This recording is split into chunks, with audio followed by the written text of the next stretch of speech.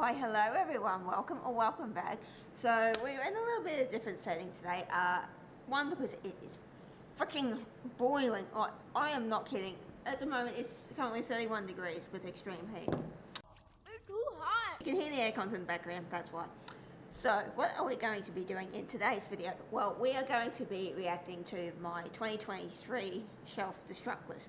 So this is something I've done over a couple of years where I've basically selected books and have given myself 12 months to read them or I get rid of them. So this year is going to be a bit different. So I put out a poll a couple of weeks ago where I asked you guys if I should either create a new list or create what's a second chance one. So everyone pretty much voted for a second chance list. So there are a few books on this list that I really do want to give a second chance. I know others I'm probably quite happy to get rid of, but I'm also going to let you guys give me a bit of a hand with this as well.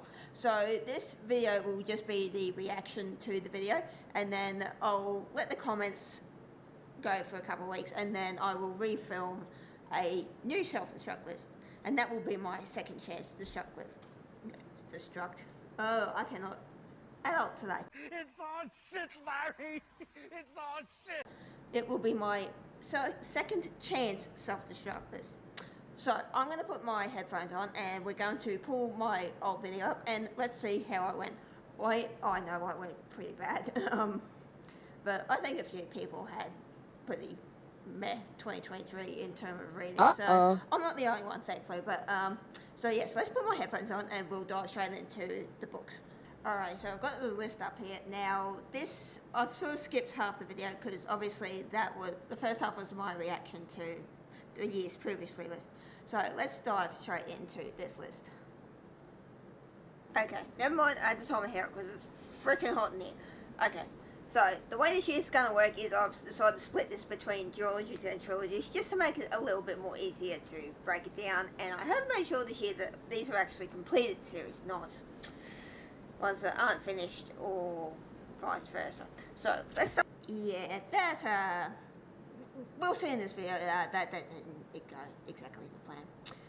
Anyway, for the duologies first. So the first one I want to talk about is the Queen's Rising and the Queen's Resistance by Rebecca Ross. Okay, this I have not touched at all.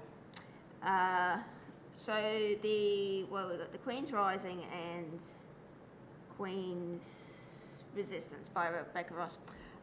So I do like Rebecca Ross's writing. I love Divine Rivals. This series I'm not too sure whether I really want to keep it, just because it's been sitting on my shelf for pretty much a full year and I haven't even been once inclined to pick it up. So I probably will end up unhauling that anyway, just because, like I say, I've had no desire to pick either of them up. But if you have read them, let me know. But yeah, we're not doing great so far. Next is a duology I have started, but of course I fell into the trap of read the first book, didn't do the second. So that is Spin the Dawn and Unravel the Dusk by Elizabeth Lim. I know this is, I think you can guess what my guess is going to be. I have not read either one. I read Spin the Dawn a few years ago now. Enjoyed it enough, like I said in the video. Read the first one, got the second one, didn't continue. I'm in two minds about this because, again, this is another book I have not picked up in a full year at all. I've looked at it and gone, okay, where's another book? So I probably will be unhauling them eventually. Even just looking at them, I'm like, do I really want these? Probably not. But let me know if you've read them and if they're any good. Okay. And sticking with that train of uncompleted duologies, I have The Queen's Assassin and The Queen's Secret by Melissa de la Cruz. So I knew, this one I know had an assassin and a girl who sort of are thrust together. Okay, so I'm going to count this as a pass or a fail. I read about 50% of Queen's Assassin, DNF'd it, and I did not pick up The Queen's Secret. So these two I'm quite comfortable to get rid of altogether. I really liked the first book when I first read it. The second time I read it, I was just not. I didn't give two shits. Okay, it was just boring. I can't believe how I gave that 4 to 5 stars. It's yikety. Okay, so they're definitely getting unhauled. Alright, so the next duology I want to talk about is one that's, again, it's got dust on it. There's just so many books on them. You would not believe the amount of space I just cleared off those shelves pulling these off. But the next one I want to talk about is The Glass Spare and the Cursed Sea by Lauren Di Stefano. I remember seeing this, I think it was on Instagram a couple of years ago, and I have added many books to those shelves since. So the Cursed Glass and the Cursed Sea. I have not touched these either. I do definitely want to pick these up. I got these a couple of years ago, I think, when I really first started looking at Bookstagram. I hadn't joined it yet. So from what I remember from this is a series about a chick that's basically touches, anything she touches turns to glass, pretty much, from what I remember. So this is definitely a series I do want to give a second chance, because, can we just go back? Like, those covers alone are just, oh my god, they are gorgeous. So yeah, The Glass Spare and the Cursed Sea, I definitely want to give them a go. I can't. The idea of giving them up just yet. Alright, but again, that's another epic fail. We're doing great, we're doing fantastic. So the next two I want to talk about is another duology that I like the sound of and just bought them. I haven't even started this series either. So that is Incendiary and Illusionary by Zoraida Cordova? I don't know, I don't even know if I've pronounced that right. Don't know what this is about again. Like I said, I think I briefly read the synopsis, liked the idea of it, so another duology. Okay, so Incendiary and, Illusionary. So these were books I picked up purely because of hype. There is a part of me that does want to give them a chance. I can't even really remember what the summary of those books are, but I remember reading the summary and really liking it. So this one, this is probably in the maybe second chance category. I love the covers, they're just gorgeous. But yeah, I obviously have not read either one of these two. Oh, this video is going great. It's just well done. Alright, next. Thank you, next. I have actually started before. Well, actually, I kind of half started the first book, and then I think I started this on a plane trip down to Melbourne a few years ago, and just didn't get around to finishing off the duology. So that is The Beholder and The Boundless by Anna Bright. So what I remember from this one is this princess is sent away to... Okay, so The Boundless and The Beholder by Anna Bright. These two I definitely want to give a second chance. I love the covers. They're just absolutely beautiful. I bought these in hardcover a couple of years ago because I just absolutely love them. Like I said, I did start the first book when I went down on a trip to Victoria about 3 years ago maybe, I think. It's been that long since I started it. I did attempt to try and read it again in the months leading up to the end of the new year. I just gave up. I've basically gone into a reading some towards the end of the year. So it's the 31st as I'm filming this, and I've only got to my 88 books out of 100. So, which ain't bad. I'm going to go easy on myself for that. But, yeah, you can guess I haven't touched either one of these. I had intent to, but, yeah. We're doing great so far. Oh.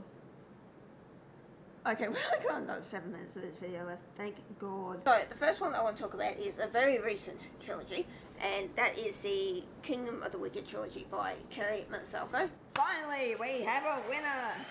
I have finished this trilogy. I really enjoyed it. I like Kerry Manasalko's writing. It's really addictive. Will I reread them? Probably not. I probably will be unhauling them. But yay, we finally have a series that is finished. Yeah, so I think I basically rated most of these books 4.5, 5 stars, I think, from memory. I'm just going off the top of my head here, so I don't really know. So yeah, I actually finished that trilogy. Thank Christ. I knew this list was going to be bad, but I just didn't realise how bad it was. Some of these books have been sitting on the top shelf of my cart, my TBR cart, which is next to my bed, mind you, for the past 12 months. So that's an indication. Ooh. But yay, we finally had a win. This I have started but not yet finished is Serpent and Dove Trilogy by Shelby Mahern. Oh, you can tell it's a bit late for this. And again, another winner. So yes, I have finished all 3 of these. Will I be keeping them? A part of me wants to. I do have the Fairy Loot editions of Blood and Honey and Gods and Monsters. Serpent and Dove is the only Fairy Loot book I don't have. Only purely because I was late to the party with the hype for this one. So I basically didn't get a Fairy Loot copy of Blood and Honey until they did their Blood and Honey box. Well, it was pretty much when I first started my Instagram, actually, now that I think of it. So yeah, I definitely want to try and maybe find the Fairy Loot edition of Serpent and Dove for a reasonably cheap price, just because I've got the final 2 books, and just not the first one, which, not really smart, but yes, we have finished Serpent and Dove, thank the Lord. Okay, next. Continuing with unfinished trilogies, we have the Curse, So Dark and Lonely trilogy by Bridget Camera. So this is a Beauty and the Beast retelling. Read the first 2 books, quite enjoyed them, haven't finished book 3. Okay, so I have read the first and second book. I have not even picked up the third one at all. I was planning to reread these. There's a part of me that probably just wants to skip the reread and just go straight to the third book. I could probably just look up spoilers for the first 2 books. I pretty much remember most of what happens anyway, so I'll probably give the third book a second chance, but the first 2 I'm probably gonna unhaul because I've actually read them. So basically I wanted to buy the third book with the idea, or intention rather, of rereading the first 2 and then the third one, but obviously that didn't happen, so we're gonna count that as a fail. Oh dear God. Alright, and we're down to the final 3. So the next one I want to talk about is a series that I saw, quite liked the synopsis of, and I thought I'd give it a go. So that is the Bone Witch trilogy by Rin Chipeko. From what I gathered from the synopsis of this, we follow, I think it's a girl who is doing some witchcraft and brings her brother back to life by accident, I'm pretty sure. Okay, I have not touched a single one of these books. Yeah. Like I say, I read the synopsis and liked the idea of it. Will I give it a second chance? There is a little part of me that does. But also I think there's a part of me that would be quite happy if... I probably wouldn't care if I unhauled them. I could probably see if I have them at the library, if we do. If not, I might possibly keep them. But if you've read the series, let me know, and whether I should give it a second chance, because, yeah.